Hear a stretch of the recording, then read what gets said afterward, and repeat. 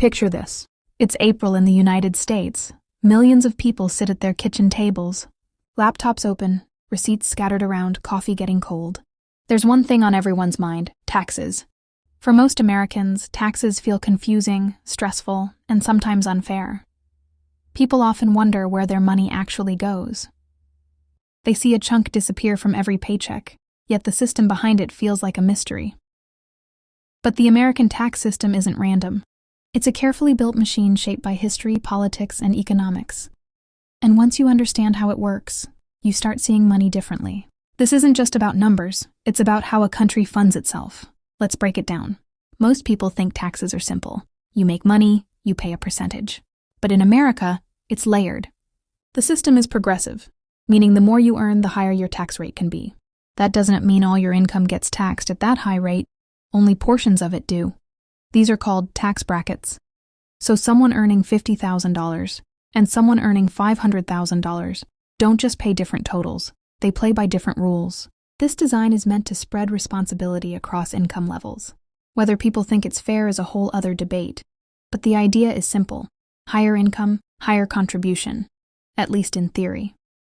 Now enter the main player, Internal Revenue Service, better known as the IRS. This is the agency that collects taxes and enforces tax laws. They don't create the laws, they enforce them. Think of them as the referee, not the rule maker. They process returns, issue refunds, and audit when something looks off. Most Americans never deal with audits, but the possibility alone keeps people careful. The IRS runs on data, forms, and reporting systems. It's less about chasing people and more about tracking numbers. In a country this big, automation does a lot of the work. So who makes the tax rules? That power sits with U.S. Congress. Lawmakers decide tax rates, deductions, and credits, and those laws change more often than people realize. Every election cycle can shift tax policy. That means the system evolves with politics. One administration may push tax cuts, another may push higher taxes for certain groups. So the tax system isn't static. It reflects the country's priorities at the time. Defense, healthcare, infrastructure, taxes fund it all. In many ways, tax law is a mirror of national values. Here's where it gets interesting. The amount you owe isn't just about how much you earn. It's about how your income is categorized. Salary, business income, investments. They can all be taxed differently. Long-term investments often get lower rates than regular wages. That's why investors sometimes pay lower effective rates than employees. It's not a loophole in the shadows. It's written into the system. The idea is to encourage investment and economic growth. Whether that benefits everyone equally is debated, but that's how the structure is built. Then there are deductions. These reduce the income that gets taxed. Mortgage interest, student loans, charitable donations, they can all lower your taxable income. For many Americans, deductions make a big difference. They're designed to reward certain financial behaviors. Buy a home? There's a benefit. Donate to charity? There's a benefit. Save for retirement? Another benefit.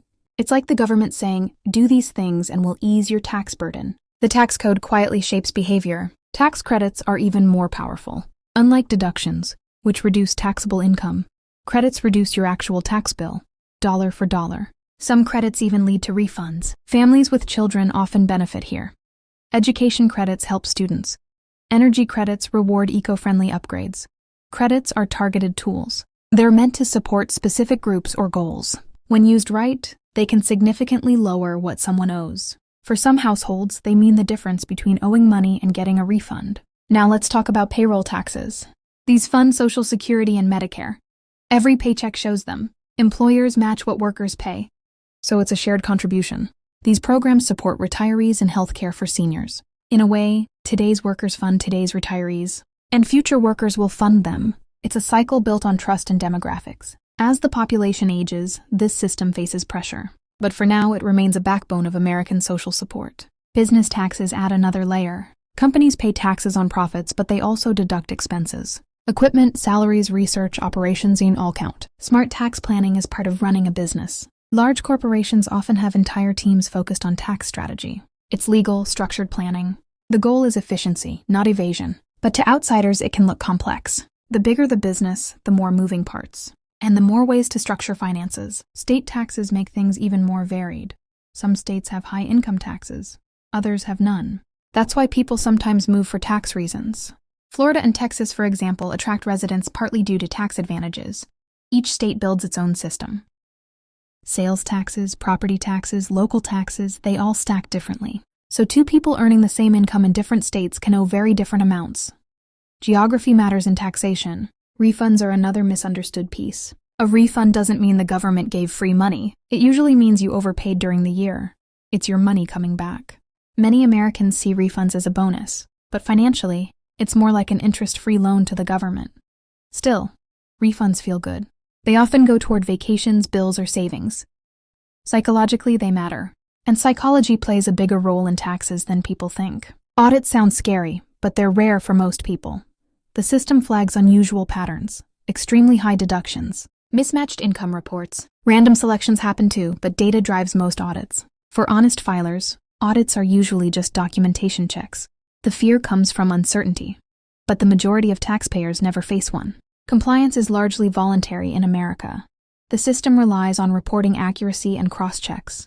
Here's the big picture. Taxes fund roads, schools, defense, research, and public services. Whether people agree with spending or not, taxes keep the system running. Without them, the government wouldn't function. Every country builds this differently. The US leans on income and payroll taxes more than some nations. Others rely more on consumption taxes. There's no perfect model, only trade-offs. The truth is, the tax system is part economics, part politics, and part psychology. It's designed to raise revenue, guide behavior, and balance fairness debates. Some see it as too complex. Others see it as necessary. But it's not random. It's engineered. Every rule has a history. Every credit has a purpose. Every rate reflects a policy choice.